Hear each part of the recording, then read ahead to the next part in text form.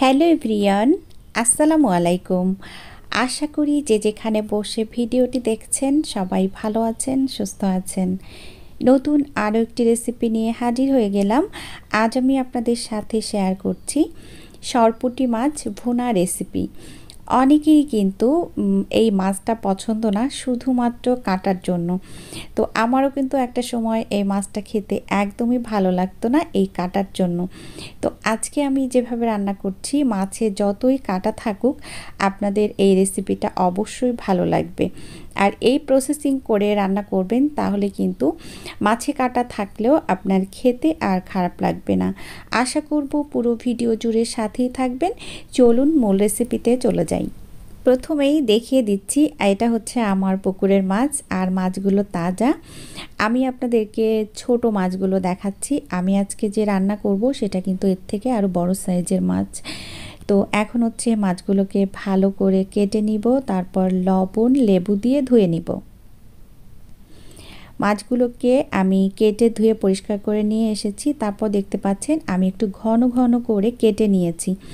আর এভাবে যদি আপনি কেটে নিয়ে রান্না করেন তাহলে মাছের মধ্যে ভালোভাবে মশলাপাতি সব কিছু ঢুকতে পারে।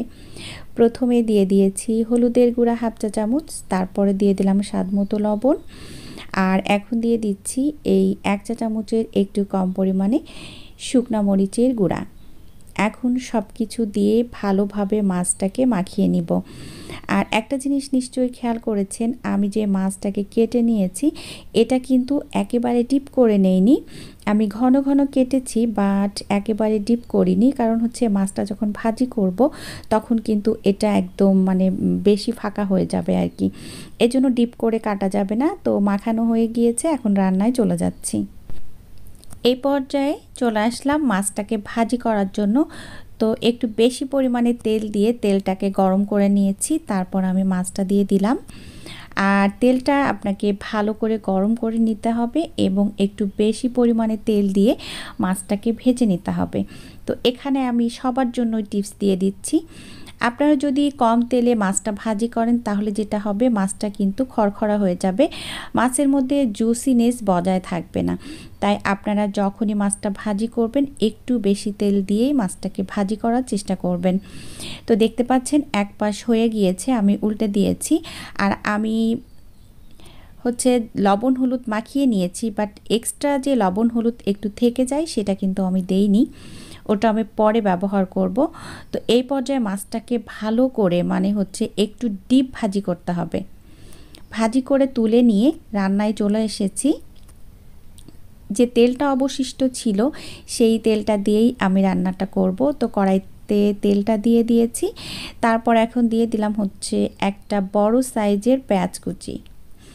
আর যেহেতু আমি সাধারণত পেঁয়াজ বাটা ব্যবহার করি, এজন্য কিন্তু আমি প্রথমে একটু পেঁয়াজের পরিমাণটা কম দেই। তো পেঁয়াজটা কিছুক্ষণ ভেজে নিয়ে এখন মশলা অ্যাড করছি।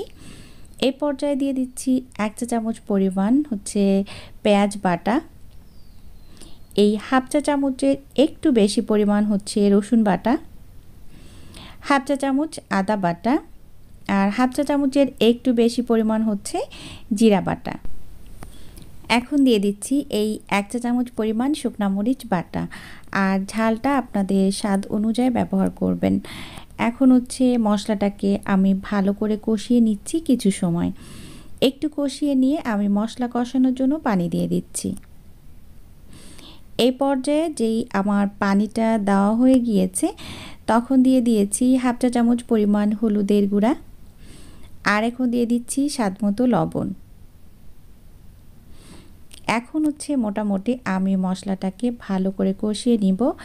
আর এই পর্যায়ে কিন্তু কোনো রকম মশলার মধ্যে পানি থাকা যাবে না, তাহলে কিন্তু খেতে ভালো লাগবে না।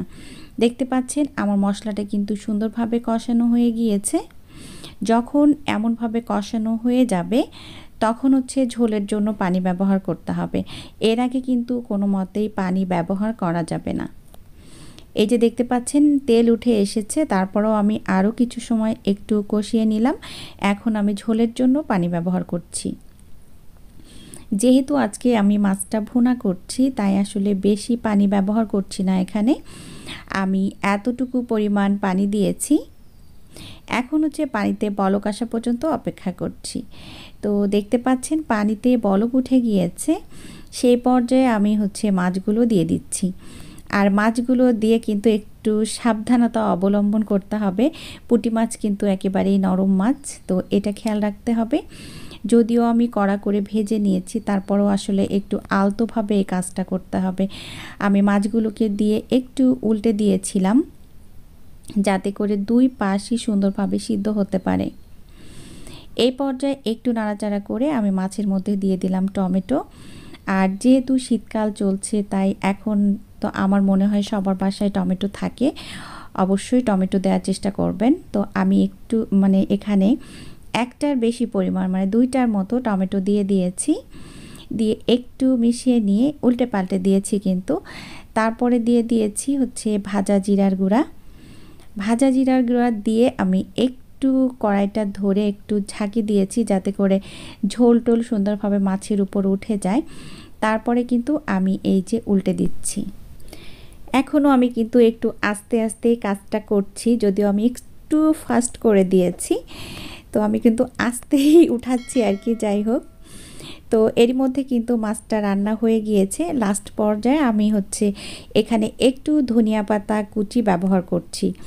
আর মাছ ভুনার মধ্যে যদি একটু ধনিয়া পাতা দেওয়া হয় আমার মনে হয় আরও বেশি টেস্টি হয়। আশা করছি আজকের রেসিপি আপনাদের কাছে অনেক বেশি ভালো লেগেছে। এতক্ষণ যারা আমার সাথে ছিলেন সবাইকে অসংখ্য অসংখ্য ধন্যবাদ। সবাই ভালো থাকবেন, আমার জন্য দোয়া করবেন। আগামী রেসিপি দেখার আমন্ত্রণ জানিয়ে বিদায় নিচ্ছি। আল্লাহ হাফেজ। আসসালামু আলাইকুম।